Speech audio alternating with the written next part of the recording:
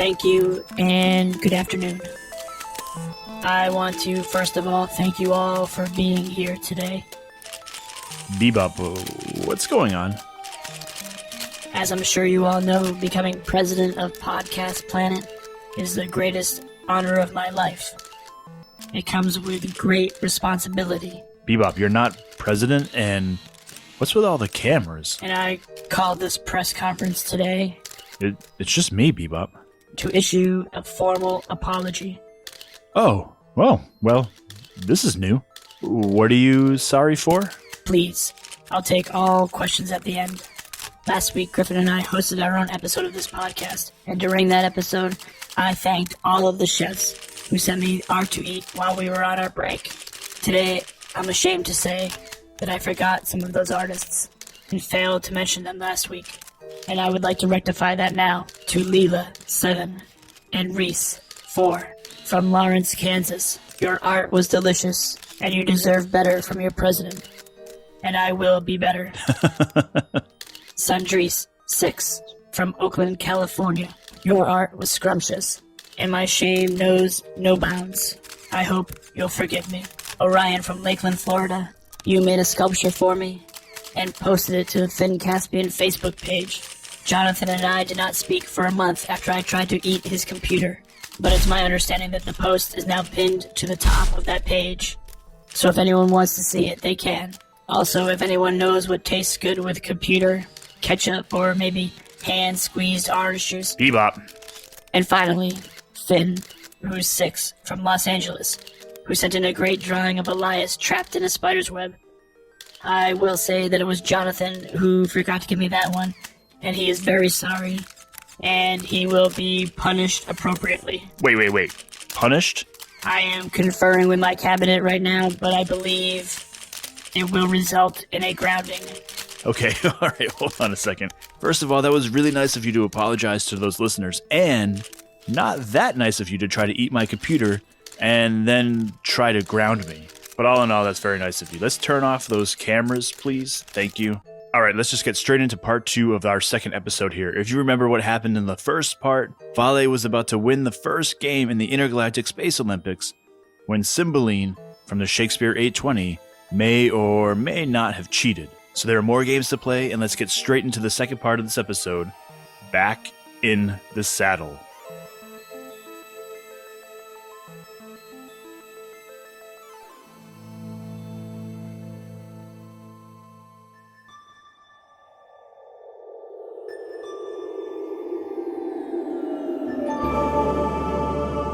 I'm sorry, guys, said Vale. I almost had it.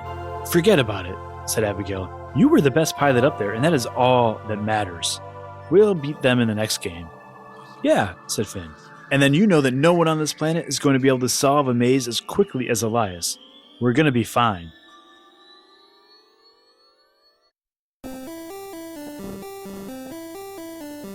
Game number 2. Cannonball Run.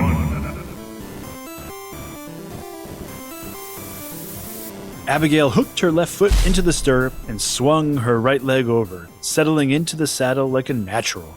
The animal beneath her, a large, scaly monster with a flat tail and an enormous mouth, really did look like a giant anglerfish with elephant legs holding it above ground. It rocked side to side and stomped its feet, opening and closing its giant jaws, seemingly trying to buck Abigail off. She bent over and scratched the top of its head. Who's a cutie pie? She said, scratching and scratching. These scales don't fool me. You're just a big softy. The creature let out a low purr and seemed to smile. We'll just be right over here. Good luck, Abigail, said her Marlowe teammates, not wanting to get too close to the creature. Everyone was collected at the base of Cannonball Mountain, which was more like a very tall hill with slick, rocky sides. The 5 creatures were lined up for the competitors at the starting line. Beth, the tall girl from the Shakespeare, had no problems leaping onto the animal's back, but she wasn't as friendly with it as Abigail. She was having trouble getting it steady, and her yelling at it was not helping. A long-legged alien climbed easily and comfortably onto the creature, the alien's feet still touching the ground. This time, the floating aliens tried 8 seatbelts for strapping their friend onto the creature, and they hung sandbags off the side of the saddle to keep him in place. A gum alien tried really hard to climb aboard, but he just got stuck to the tail of the monster. It's okay. I'll just try it like this, I guess. Remember, said the king. the first one to reach the top of the mountain wins. But beware. Cannonball Mountain does not like anyone to try to climb it, and it will fire cannonballs at you as you ascend. Good luck. He motioned again to Paige. Racers, ready! She yelled. 4 of the racers saluted. The gum alien that was stuck to the tail of his creature just sighed.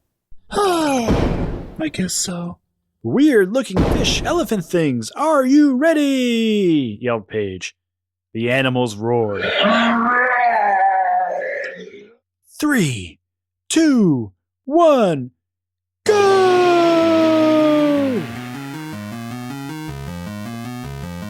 All 5 creatures bounded forward, scaling the mountain with more grace and agility than you could imagine. Abigail and her trusty steed were clearly in front, while Beth struggled to get hers to listen. Woohoo, Abigail! Go, Abigail! Yelled the Marlowe kids. Come on, Beth! Cried the Shakespeare kids. Cannonball Mountain shot its first cannonball. It was clearly on an arc to hit the cluster of racers climbing up the mountain. Everyone panicked and scattered. The cannonball crashed and missed all of the riders. Another shot out, and another, and another. Panic struck the racers as they fought with the creatures to avoid the cannonballs. Unfortunately for the gum alien, in all of the chaos, it had finally peeled itself away from the creature's tail, and it was now stuck to the bottom of the monster's foot, like gum on a shoe. Ow! And his creature couldn't move. Beth was nearly thrown off of her creature as they fought to get away from the cannonballs. The long-legged alien dragged its feet, trying to put the brakes on its creature. But Abigail leaned into the monster, listening to its purr. You're not afraid of the cannonballs, are you? She pointed her monster toward the top of the mountain, and when the next cannonball fired, she didn't steer it away. The cannonball came rocketing toward her. Abigail! Yelled Finn. Look out! But Abigail kept going and going, and the cannonball came faster and faster and faster, but Abigail kept going straight, and the creature opened its giant jaws and swallowed the cannonball whole. Said the king. Your racer has figured it out. She's a clever one. Clever and brave, yelled Paige, pumping her fists. Abigail had a clear lead now, but the other riders saw what she had done and caught on quickly. Beth closed in, as did the floating alien, clinging on as best as it could. There 3 creatures were running up the mountain, swallowing cannonball after cannonball. They all approached the top of the mountain, their creatures now gobbling down a barrage of cannonballs, which now littered the mountainside. Abigail had a slight lead, so she didn't see what happened next. Beth bent down and scooped up a small cannonball. She rode in close to the floating alien's creature and threw it as hard as she could, knocking the floating alien right out of its saddle. The alien, free of its belts, floated by Abigail, whose creature saw it and began snapping his jaws. No, yelled Abigail. We have to keep going to the top. There's way more food up there. But the creature couldn't take its eyes off the cannonball, floating just out of reach, and it took off going sideways around the mountain. The cannonball crashed down, pinning the floating alien to the ground. Abigail's creature sauntered up, sat down, and ate the cannonball. When she turned around, Beth was at the top of the mountain, cheering for victory. Oh, come on, King. You can't tell us that's not cheating, pleaded Finn. She threw the cannonball at another racer. I did not, said Beth. I was trying to pick one up to feed my creature, to give him more energy, and it just slipped out of my hand. The king this time, though, was skeptical. That is a little difficult to believe. Nevertheless, I can't just announce a new winner, since no one else climbed to the top. I suppose I will give none of you points, and we'll just move on to the 3rd competition. But I'd watch it if I were you, Shakespeare.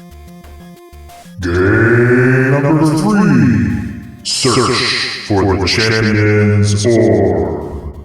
The team was assembled by the entrance of a maze that had been built just outside the stadium. The walls of the maze were so high they couldn't see over them, but they could see inside that it was very, very dark. "Hey, Elias," said Finn. "I know this has been crazy, but no pressure." "Yeah, right, no pressure," said Valet. "Except you have to avenge my loss and what they did to Abigail and show this king who really runs the universe, the Marlowe. But, otherwise, no pressure." "Forget about all of that," said Finn. "Look, a week ago we were battling for our lives in the nest of giant moths and dodging booby traps and like 100 clones of my mom. Today, we're playing games.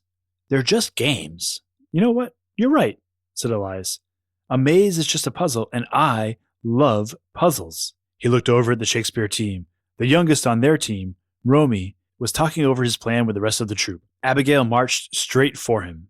"Okay, Romeo," she said to the kid. "Your teammates found ways to cheat in both games so far. But a maze is a maze is a maze. Unless you're planning on hopping over the walls, you're going to have to find a way through all on your own, just like everybody else. Worry about your own team, okay?" said Hamlet. "We still have the points from the rocket sled match, so at some point you guys might want to come in first place." The little robot dog shyly grazed Abigail's leg, and she bent down again to give him a kiss. "It's okay, little guy," she said. She looked up at the Shakespeare kids. "I know that at least you know how to play nice." Competitors, please line up at the entrance to the maze. Inside this maze is what's known as the Champion's Orb. Not only will you have to find your way to the central garden, where the orb is hidden, but you will have to figure out how to recognize it. It will appear as a simple rock until you place your hand upon it, at which time it will glow.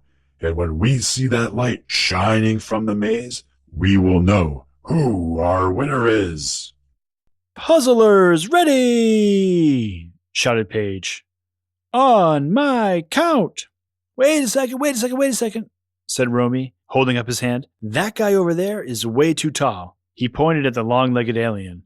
"It's not fair if he can see over the walls and we can't." Okay, fine, said the long-legged alien. He bent 6 of his knees, folding parts of his legs one on top of each other, until he stood just slightly taller than Elias. The king nodded. "Okay," said Paige, "unless anyone else has anything else they'd like to say to interrupt me. As I was saying, 3, 2, 1, go!" The competitors dashed into the maze, which was like no maze Elias had ever seen before.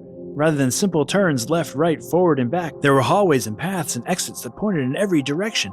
Up, down, left, right. He ran down a diagonal hall and then down another and then another, and after just a few turns, he'd already felt like he'd lost his bearings.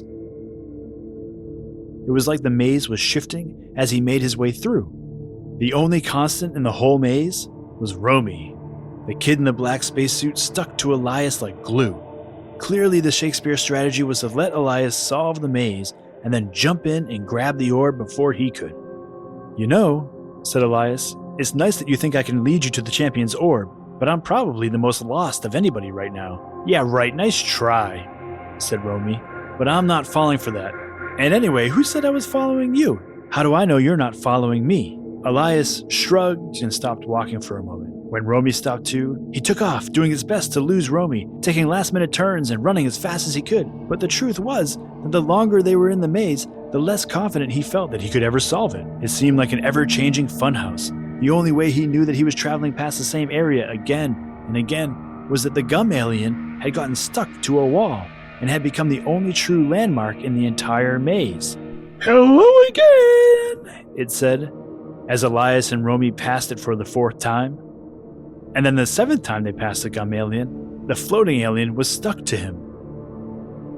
"This is so embarrassing," said the floater. "I feel like a bug caught in a trap."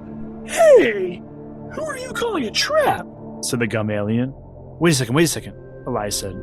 "Now I get it." Elias had solved the maze, and he was so excited he started to explain it all to Romy, without even remembering that they were opponents. But luckily he stopped himself before giving away the secret. If the maze really is always changing, he figured, and it keeps trapping them in this one area, then if they keep just turning randomly down hallways, they'll never get out. Another wall will appear in the hallway and then steer them back around. But if the walls were always shifting to block a hallway, and turn him around, what if he just stopped turning? Elias looked at Romy and the two aliens stuck to the wall. See you guys later. Elias ran as fast as he could, straight at the wall in front of him. Oh no, he's lost his mind. Don't look, yelled the gum alien. But just as he reached the wall, it parted.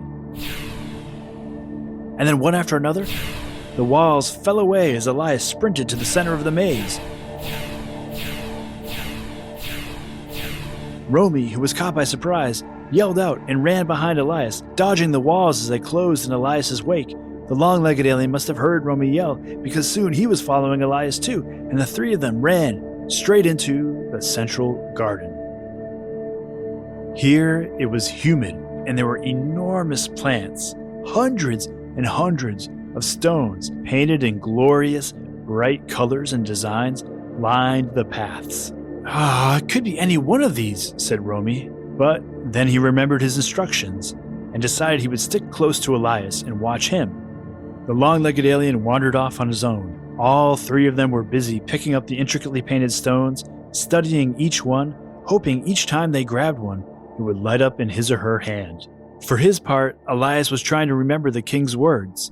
It will appear as a simple rock. But weren't all rocks simple? They were, just made of rock. It doesn't get much simpler than a rock. But then he saw it. Across the garden, near where the long-legged alien was looking, was a single, unpainted stone. It sat, unremarkably, beneath a tall tree with orange and black leaves. Elias walked toward it, forgetting about Romy behind him, and stared at it for a moment. Overcome with his own accomplishment, he whispered to himself, "The champion's orb. I did it." "Not so fast," said Romy. He reached out and tickled one of the knees of the long-legged alien. The alien laughed. What are you doing? Elias turned around just in time to see the wriggling, giggling alien. Tickling him was like releasing a catapult. All of those folded knees in his legs suddenly unlocked, straightened out, and his leg whipped out, kicking away Elias's hand, spinning him around. By the time Elias realized what had happened, Romy was lifting the glowing stone into the sky. It grew brighter and brighter. The beacon of the champion's orb.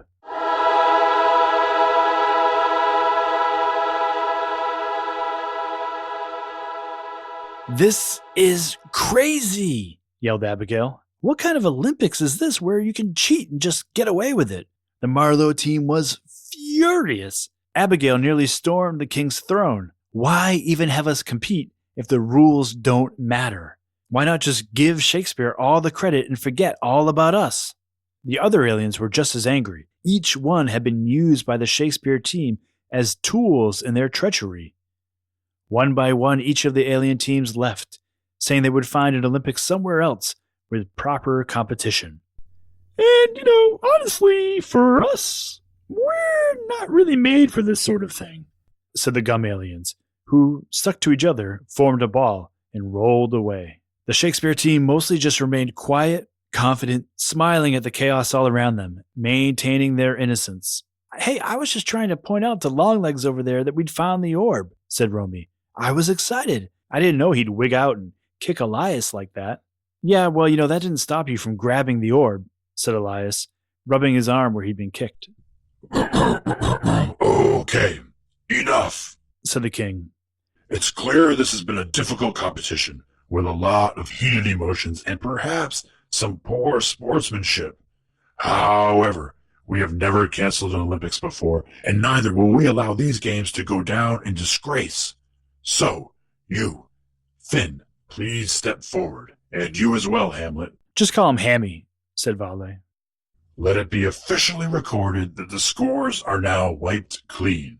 This final game will determine the winner once and for all." The teams waited for the king to say more. "Well," said Paige, "what's the game?" The king smiled. "Do you see that moon right there, hanging low in the sky this afternoon?" Finn and Hamlet nodded. "Without using a spaceship, I need you to bring me a piece of that moon."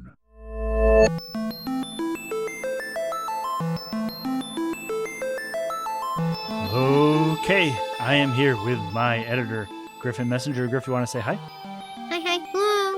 And do you want to say, what did you think of that episode?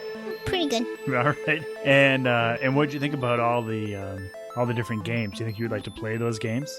The cannon one sounds kind of dangerous. Yeah, the cannon one sounded kind of dangerous. And the rocket sled. But you didn't think the rocket sled sounded fun? Yeah. What about the maze? You think you'd like to do the maze? Yeah. My idea for the maze was that it was like the ultimate corn maze.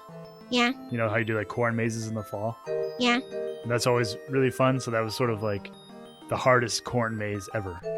So you had some questions. You want to ask some questions? How come the Shakespeare kids got away with cheating? Yeah, well, so they sort of got away with it, sort of didn't get away with it, right? I mean, they probably should have been penalized and maybe even thrown out for cheating, don't you think? Yeah. But they got all their scores wiped away as well. So they're not in the lead anymore. No one's in the lead. Right, so now it's just up to Finn and Hamlet. Yeah, Harry. Yeah, right. And there's something kind of going on there. You're right. Like, why weren't they just thrown out of the games? And I think it will all become clear on the next episode of the Alien Adventures of Finn Caspian. Whoa, you have a... All right, so I guess you don't like that idea.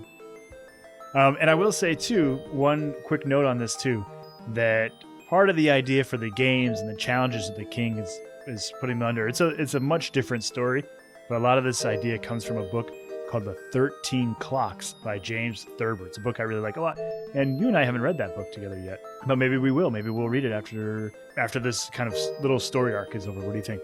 Yep. Okay, so any other questions about the story so far? No. Do you have any questions about like where the story is going? Because it's much different. Last season they were exploring planets. This season they're just playing games. Do you have any questions about that? Yeah. Why can't they just go to another planet? Like, who wants to? There's exploring to be done. We're not just there to play games. We have to explore. You're right. So last season they explored a whole bunch. This season they're just playing games. But in fairness, they are kind of exploring this planet. They came to this planet to explore, to help this planet. So once they're done with these games, maybe they'll head off on some adventures, okay? Okay. All right, and so we have some things to talk about here. Okay, in the first half of this episode, on Tuesday, we heard sounds from Jonah and Alice. Thank you guys so much for those. And then in this episode, the growls by the cannonball-eating monsters were supplied by Desmond from Chicago.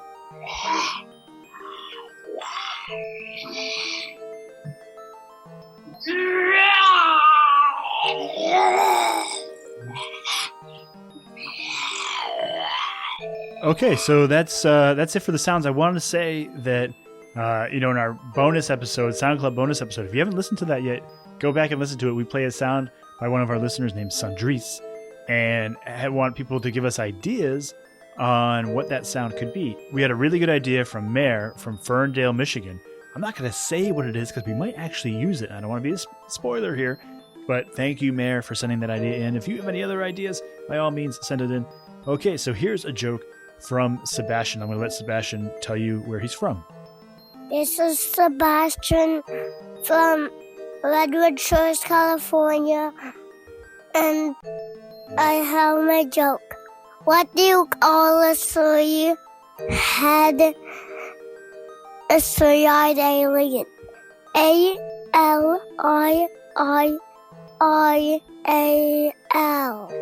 All right, great. And then here's a joke from Valentino, his older brother. What do you call a droid from space? An asteroid. That's pretty good. And then we also have a joke that was emailed to us, not as a sound, from Leo from Urbana, Illinois, who's 8 years old. What is an alien's favorite candy? I don't know. Starburst!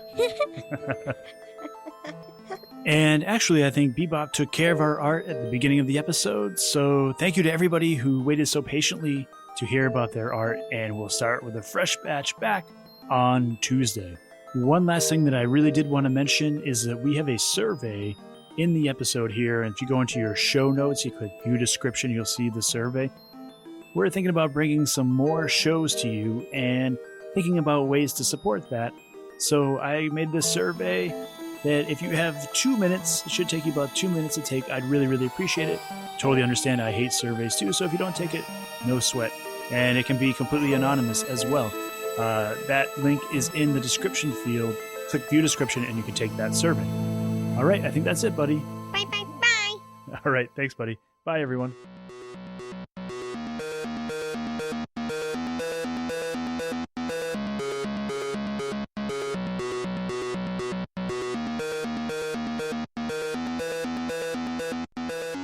Okay, I want to say thanks again to everybody who has sent in their art, their jokes, their questions, their sounds. I have the world's greatest email inbox. Every day I get the best emails from all of you, and I really, really, really appreciate it. Special shout out this week to Desmond for his sound, and to all the great artists who sent in their art that Bebop already shouted out. And please remember, if you're so inclined, take that survey. Like I said, you can take it anonymously, and it should only take you a couple of minutes. I really appreciate it. The Alien Adventures of Finn Caspian is a Type Drawer media production, written and produced by Jonathan Messenger, edited and guided by Griffin Messenger, with special thanks to Maria Villanueva.